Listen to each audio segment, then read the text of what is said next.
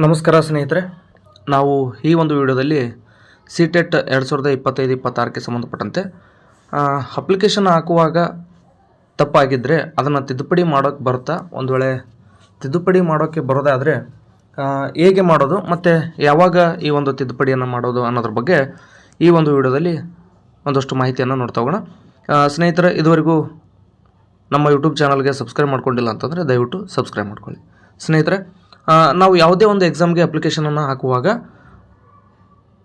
ಎಲ್ಲವನ್ನು ಒಂದು ಬಾರಿ ನೋಡಿಕೊಂಡು ನಿಧಾನವಾಗಿ ಸ್ಪೆಲ್ಲಿಂಗ್ ಮಿಸ್ಟೇಕ್ ಇಲ್ಲದಂತೆ ಮತ್ತು ಉಳಿದಂತೆ ಡೇಟ್ ಆಫ್ ಬರ್ತ್ಗಳಾಗಿರ್ಬೋದು, ಅಂಕಿ ಸಂಖ್ಯೆಗಳು ಯಾವುವೂ ಕೂಡ ತಪ್ಪಾಗದಂತೆ ಹಾಕಬೇಕಾಗಿದ್ದು ನಮ್ಮ ಜವಾಬ್ದಾರಿ. ಆದಾಗ್ಯೂ ಕೂಡ ಸಹಜ ಏನಪ್ಪ ಅಂದರೆ ಮನುಷ್ಯನ ಸ್ವಾಭಾವಿಕ ಗುಣ ಏನಂತಂದರೆ ತಪ್ಪು ಮಾಡೋಂಥದ್ದು. ಆ ಕಾರಣದಿಂದಾಗಿ ನಾವೆಷ್ಟೇ ಜಾಗೃತರಾಗಿದ್ದರೂ ಕೂಡ ಕೆಲವೊಮ್ಮೆ ತಪ್ಪುಗಳಾಗೋಂಥದ್ದು ಸಹಜ. ಆದರೂ ಕೂಡ ಏನು ತೊಂದರೆ ಇಲ್ಲ.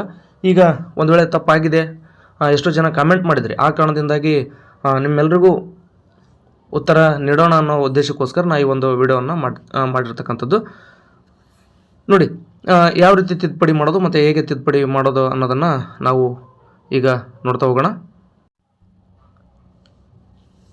ತಾವಿಲ್ಲಿ ನೋಡ್ಬೋದು, ಇದೇನಪ್ಪ ಅಂದರೆ important information at a glance for CTET February 2026 ಅಂತೇಳಿ ಇರ್ತಕ್ಕಂಥದ್ದು. ಈ ಒಂದು CTETಗೆ ಅಪ್ಲಿಕೇಶನನ್ನು ಹಾಕೋದಕ್ಕೆ ಅವಕಾಶ ಕೊಟ್ಟಿರ್ತಕ್ಕಂಥದ್ದು ನವಂಬರ್ 27, 2025ರಿಂದ.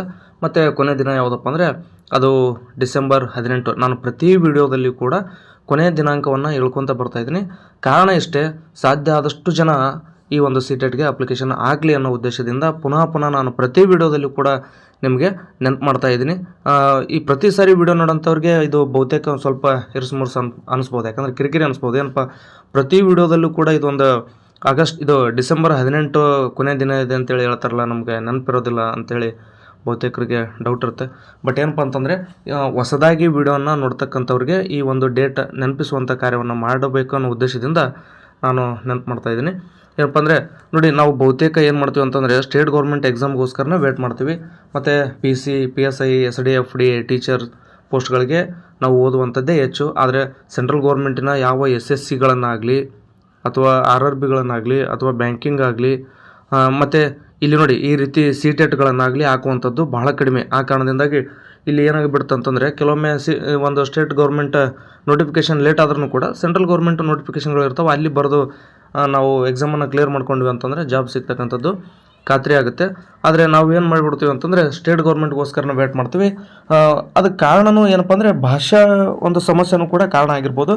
ಆದರೆ ಒಂದು ಬಾರಿ 2 ಬಾರಿ ನಾವು ಎಕ್ಸಾಮನ್ನು ಬರೆದ್ವಿ ಅಂತಂದರೆ ಆ ಒಂದು ಅನುಭವ ಸಿಗುತ್ತೆ. ಆ ಒಂದು ಅನುಭವದ ಆಧಾರದ ಮೇಲೆ ನಾವು ಪ್ರಿಪೇರ್ ಆಗ್ತಾ ಹೋಗ್ಬೋದಾಗಿರುತ್ತೆ. ಆ ಕಾರಣದಿಂದಾಗಿ ಯಾವುದೇ ಕಾರಣಕ್ಕೂ ಈ ಒಂದು CTETನಿಂದ ಹೊರಗೆ ಉಳಿಬೇಡ್ರಿ. ಯಾಕಂತಂದರೆ ಇದೇ ವರ್ಷ ಅಂದರೆ ಈ ಸರಿ 2026 ಒಳಗೆ ನೀವು CTET ಎಕ್ಸಾಮ್ ಬರೀತೀರಿ. ಸ್ಟೇಟ್ ಗೌರ್ಮೆಂಟಿನ PST ಮತ್ತು GPT ಕರೆದ್ರೆ ಅಲ್ಲಿ ಕೂಡ ಎಲಿಜಿಬಲ್ ಆಗ್ತೀರಿ. ಮತ್ತು ಆಗಸ್ಟು ಮತ್ತು ಸೆಪ್ಟೆಂಬರ್ ತಿಂಗಳಲ್ಲಿ ಮತ್ತೆ ಗ್ಯಾರಂಟಿ ಈ ಒಂದು ಒಂದು ಸೆಂಟ್ರಲ್ ಗೌರ್ಮೆಂಟಿನ KVS ಆಗಿರ್ಬೋದು, ನವೋದಯ ಆಗಿರ್ಬೋದು, ಸೈನಿಕ ಶಾಲೆಗಳಾಗಿರ್ಬೋದು, ಅಲ್ಲಿ ನೇಮಕಾತಿ ನಡೆದಪ್ಪ ಅಂದರೆ ನಿಮಗೆ ಅವಕಾಶಗಳು ಸಿಗ್ತವೆ. ಆ ಕಾರಣದಿಂದಾಗಿ ನಿಮಗೆ ಮತ್ತೆ ಹೇಳ್ತಾ ಇದ್ದೀನಿ ಏನಪ್ಪ ಅಂತಂದರೆ ಈ ಒಂದು 18ನೇ ತಾರೀಕು ಕೊನೆ ದಿನ ಆಗಿರೋದ್ರಿಂದ 18ರವರೆಗೂ ವೇಟ್ ಮಾಡೋಕ್ಕೆ ಹೋಗ್ಬಿಡಿ. ವೆಬ್ಸೈಟ್ ಬ್ಯುಸಿ ಆಗುತ್ತೆ. ಸಾಧ್ಯ ಆದರೆ ಈಗಲೇ ಅಪ್ಲಿಕೇಶನನ್ನು ಹಾಕೋದಕ್ಕೆ ಪ್ರಯತ್ನ ಮಾಡಿ. ಮತ್ತು ಈ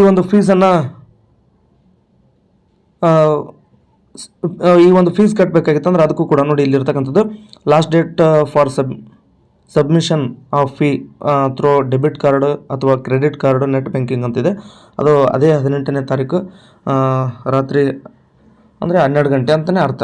23:59 ಅಂತ ಕೊಟ್ಟಿರ್ತಕ್ಕಂಥದ್ದು. ರಾತ್ರಿ 12 ಗಂಟೆವರೆಗೆ ಅವಕಾಶ ಇರ್ತಕ್ಕಂಥದ್ದು. ನಾವು ಈ ಒಂದು ವಿಡಿಯೋದ ಮುಖ್ಯ ಉದ್ದೇಶ ಏನಪ್ಪ ಅಂತಂದರೆ ಅಪ್ಲಿಕೇಶನ್ ಹಾಕುವಾಗ ತಪ್ಪಾದರೆ ತಿದ್ದುಪಡಿ ಮಾಡೋದಕ್ಕೆ ಅವಕಾಶ ಇದೆನಾ ಅನ್ನುವಂಥದ್ದೇ ಈ ಒಂದು ವಿಡಿಯೋದ ಮೂಲ ಉದ್ದೇಶ. ಹಾಗಾಗಿ ತಾವಿಲ್ಲಿ ನೋಡ್ಬೋದು, ನಾನು ಏನು ಮಾರ್ಕ್ ಮಾಡಿದ್ದೀನಿ ಇಲ್ಲಿ ನೋಡ್ಬೋದು, ಆನ್ಲೈನ್ ಕರೆಕ್ಷನ್ ನೋಡಿ, online corrections if any in the particulars uploaded by the candidates. ಎಲ್ಲಿವರೆಗೆ ಅಂತಂದರೆ ಈ ಒಂದು ಡಿಸೆಂಬರ್ 23ರಿಂದ ಡಿಸೆಂಬರ್ 26ವರೆಗೆ, ಅಂದರೆ 23, 24, 25, 26 ಒಟ್ಟಾರೆಯಾಗಿ 4 ದಿನಗಳ ಕಾಲ ಈ ಒಂದು ಅಪ್ಲಿಕೇಶನ್ನಲ್ಲಿ ಏನಾದರೂ ಮಿಸ್ಟೇಕ್ ಆಗಿದ್ದರೆ ತಿದ್ದುಪಡಿಗೆ ಅವಕಾಶವನ್ನು ಕೊಟ್ಟಿರ್ತಕ್ಕಂಥದ್ದು. ಈ ಒಂದು 4 ದಿನದಲ್ಲಿ ನಿಮಗೆ ಏನಾದರೂ ಮಾಹಿತಿಯನ್ನು ತಪ್ಪು ಹಾಕಿದ್ದೀನಿ ಅಂತ ಗೊತ್ತಾದರೆ ನೀವು ತಿದ್ದುಪಡಿಯನ್ನು ಮಾಡ್ಕೋಬೋದಾಗಿರುತ್ತೆ. ಈ ಒಂದು 26ನೇ ತಾರೀಕು ಮುಗಿದೋದ್ಮೇಲೆ ನೀವೇನೇ ಮಾಡಿದ್ರೂ ಕೂಡ ತಿದ್ದುಪಡಿ ಮಾಡೋದಕ್ಕೆ ಅವಕಾಶ ಇರೋದಿಲ್ಲ. ಆ ಕಾರಣದಿಂದಾಗಿ ಯಾರೂ ಮಿಸ್ ಮಾಡ್ಕೊಳಕ್ಕೆ ಹೋಗಬೇಡಿ. ಮತ್ತು ಸಾಮಾನ್ಯವಾಗಿ ಗೊತ್ತಿರ್ತಕ್ಕಂಥ ವಿಚಾರ ಏನಂತಂದರೆ, ಈ ಒಂದು ಆಲ್ ಟಿಕೆಟನ್ನು ಯಾವಾಗ ಬಿಡ್ತಾರೆ ಅಂತಂದರೆ ಎಕ್ಸಾಮ್ಗೆ 2 ದಿನ ಮುಂಚಿತವಾಗಿ ಬಿಡ್ತಕ್ಕಂಥದ್ದು. ನೋಡಿ, ನಮ್ಮ ಕರ್ನಾಟಕದಲ್ಲಿ ಹುಬ್ಬಳ್ಳಿ ಮತ್ತು ಬೆಂಗಳೂರು ಮಾತ್ರ ಎಕ್ಸಾಮ್ ಸೆಂಟರ್ ಇರ್ತಕ್ಕಂಥದ್ದು. ಮತ್ತೆ ಪುನಃ ಅದೇ ಪ್ರಶ್ನೆಯನ್ನು ಹಲವಾರು ಜನ ಕೇಳ್ತಾ ಇದ್ರಿ. ನೋಡಿ, ಏನಪ್ಪ ಅಂದರೆ ಬೆಂಗಳೂರು ಮತ್ತು ಹುಬ್ಬಳ್ಳಿ ಎಕ್ಸಾಮ್ ಸೆಂಟರ್ ಕೇವಲ 2 ಇರ್ತಕ್ಕಂಥದ್ದು. ಅದು ಹುಬ್ಬಳ್ಳಿಯನ್ನು ನೀವೇ ಸೆಲೆಕ್ಟ್ ಮಾಡ್ಕೊಳ್ಳುವಂಥ ಇಲ್ಲ, ಮತ್ತು ಬೆಂಗಳೂರನ್ನು ಕೂಡ ನೀವು ಸೆಲೆಕ್ಟ್ ಮಾಡ್ಕೊಳ್ಳೋಕ್ಕೆ ಅವಕಾಶ ಇಲ್ಲ. ಅಂದರೆ ಈ ಒಂದು ಎಕ್ಸಾಮ್ ಸೆಂಟರ್ನ ಸೆಲೆಕ್ಟ್ ಮಾಡ್ಕೊಳ್ಳೋದಕ್ಕೆ ಅಲ್ಲಿ ಆಪ್ಷನ್ಸನ್ನು ಕೊಟ್ಟಿಲ್ಲ. ನಾವು ಹಾಗೆ ಅಪ್ಲಿಕೇಶನನ್ನು ಹಾಕಬೇಕಾಗುತ್ತೆ. ಅಂತಿಮವಾಗಿ ಈ ಒಂದು ಆಲ್ ಟಿಕೆಟನ್ನು ಡೌನ್ಲೋಡ್ ಮಾಡ್ಕೊಂಡಾಗ ನಿಮ್ಮ ಒಂದು ಎಕ್ಸಾಮ್ ಸೆಂಟರ್ ಎಲ್ಲಿದೆ ಅಂತಕ್ಕಂಥದ್ದು ಗೊತ್ತಾಗುತ್ತೆ. ಈಗ ನೋಡಿ, ಮಂಡ್ಯ, ಮೈಸೂರು ಅವ್ರಿಗೆ ಹುಬ್ಬಳ್ಳಿ ಎಕ್ಸಾಮ್ ಸೆಂಟರ್ ಬಂದರೂ ಬರ್ಬೋದು, ಹೇಳೋಕ್ಕಾಗಲ್ಲ. ಮತ್ತು ಇಲ್ಲಿ ಉತ್ತರ ಕರ್ನಾಟಕದ ಜಿಲ್ಲೆಗಳಾದಂಥ ಬಾಗಲಕೋಟೆ, ಬಿಜಾಪುರ, ಧಾರವಾಡ, ಗದಗ ಇವರಿಗೆ ಬೆಂಗಳೂರನ್ನು ಬಂದರೂ ಬರ್ಬೋದು, ಹೇಳೋಕ್ಕಾಗಲ್ಲ. ಉತ್ತರ ಕರ್ನಾಟಕದವ್ರಿಗೆ ಹುಬ್ಬಳ್ಳಿ ಸಮೀಪ ಆದರೆ ದಕ್ಷಿಣ ಕರ್ನಾಟಕದವ್ರಿಗೆ ಬೆಂಗಳೂರು ಸಮೀಪ ಆಗುತ್ತೆ. ಆದರೆ ಇಲ್ಲಿ ಉತ್ತರ ಕರ್ನಾಟಕದವರಿಗೆ ಹುಬ್ಬಳ್ಳಿನೇ ಕೊಡಬೇಕಂತೇನಿಲ್ಲ, ಅದು ಬೆಂಗಳೂರು ಬರ್ಬೋದು, ಮತ್ತು ಬೆಂಗಳೂರು ಸೈಡ್ದವರಿಗೆ ಹುಬ್ಬಳ್ಳಿನೂ ಕೂಡ ಬರ್ಬೋದಾಗಿರುತ್ತೆ. ಸೊ ಎಲ್ಲೇ ಬರಲಿ, ಎಕ್ಸಾಮ್ ಬರೆಯೋದಕ್ಕೆ ನೀವು ರೆಡಿ ಇದ್ದೀರಿ ಅಂದಮೇಲೆ ಎಕ್ಸಾಮ್ ಸೆಂಟರ್ ಎಲ್ಲಿ ಬಂದ್ರೇನು ಒಂದಿನ ನೀವು ಅನಿವಾರ್ಯ. ಯಾಕಂತಂದರೆ ಎಕ್ಸಾಮ್ಗಿಂತ ಹೆಚ್ಚಿಂದ ಏನೂ ಇರೋಲ್ಲ. ಆ ಕಾರಣದಿಂದಾಗಿ ಬೆಂಗಳೂರೇ ಬರಲಿ, ಹುಬ್ಬಳ್ಳಿನೇ ಬರಲಿ, ಖುಷಿಯಿಂದ ಎಕ್ಸಾಮನ್ನು ಬರೆದು ಬನ್ನಿ. ಈ ಒಂದು ಮಾಹಿತಿ ತಮಗೆ ಇಷ್ಟ ಆಗಿದೆ ಅಂತ ನಾನು ಭಾವಿಸ್ತೀನಿ. ಯಾಕಂತಂದರೆ ಹಲವಾರು ಜನ ಕೇಳ್ತಾಯಿದ್ರಿ, ಸರ್ ಏನೋ ಒಂದು ಹೆಸರು ಮಿಸ್ಟೇಕ್ ಆಗಿರುತ್ತೆ, ಡೇಟ್ ಮಿಸ್ಟೇಕ್ ಆಗಿರುತ್ತೆ, ಅಥವಾ ಫಾದರ್ ನೇಮು, ಮದರ್ ನೇಮು, ಇವೆಲ್ಲವೂ ಏನೋ ಬೇರೆ ಬೇರೆ ಒಂದಷ್ಟು ಮಿಸ್ಟೇಕ್ಗಳಾದಾಗ ಕಮೆಂಟ್ ಮಾಡ್ತಿರ್ತೀರಿ. ಏನಾಗ್ಬಿಡುತ್ತೆ ಅಂದರೆ ಕೆಲವೊಂದು ಕಾಮೆಂಟ್ಗಳಿಗೆ ನಾನು ಉತ್ತರವನ್ನು ನೀಡೋಕ್ಕಾಗಿರೋದಿಲ್ಲ. ಮತ್ತು ಅಂಥ ಸಂದರ್ಭದಲ್ಲಿ ನಾವು ಪ್ರಶ್ನೆ ಕೇಳಿದಾಗ್ಯೂ ಇವರು ನಮಗೆ ಉತ್ತರಿಸಿಲ್ಲ ಅಂತಕ್ಕಂಥ ಬೇಜಾರು ಕೂಡ ನಿಮ್ಗೆ ಇರ್ಬೋದು. ಹಾಗಾಗಿ ಒಬ್ಬಿಬ್ಬರ ಪ್ರಶ್ನೆಗಳಿಗೆ ಉತ್ತರಿಸೋದಕ್ಕಿಂತ ಈ ಒಂದು ಡೌಟ್ ಯಾರ್ಯಾರಿಗಿದೆ ಅವರೆಲ್ಲರಿಗೂ ಈ ಒಂದು ಡೌಟ್ ಕ್ಲಿಯರ್ ಆಗಲಿ ಅನ್ನೋ ಉದ್ದೇಶದಿಂದ ನಾನು ಈ ಒಂದು ವಿಡಿಯೋವನ್ನು ಮಾಡಿ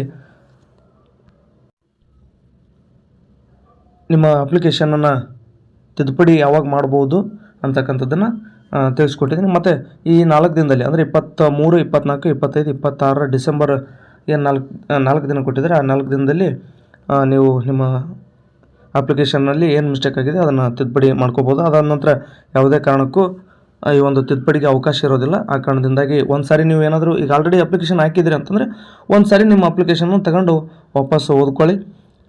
ಯಾಕಂತಂದರೆ ತಪ್ಪಾಗಿತ್ತು ಅಂದರೆ CTET ಸರ್ಟಿಫಿಕೇಟ್ನಲ್ಲಿ ಅದೇ ಮಾಹಿತಿ ಬಂದುಬಿಡುತ್ತೆ. ಆ ಕಾರಣದಿಂದ ಮುಂದೆ ತೊಂದರೆಗೆ ಒಳಗಾಗಬೇಡಿ. ಈಗಲೇ ಅದನ್ನೆಲ್ಲ ಪರಿಹರಿಸ್ಕೊಂಡು ಕ್ಲಿಯರ್ ಮಾಡ್ಕೊಳ್ಳಿ ಅಂತ ಹೇಳ್ತಾ ಈ ಒಂದು ವಿಡಿಯೋ ನಿಮಗೆ ಇಷ್ಟ ಆಗಿದೆ ಅಂತ ಭಾವಿಸ್ತೀನಿ.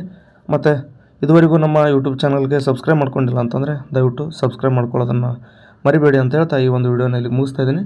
ಧನ್ಯವಾದಗಳು.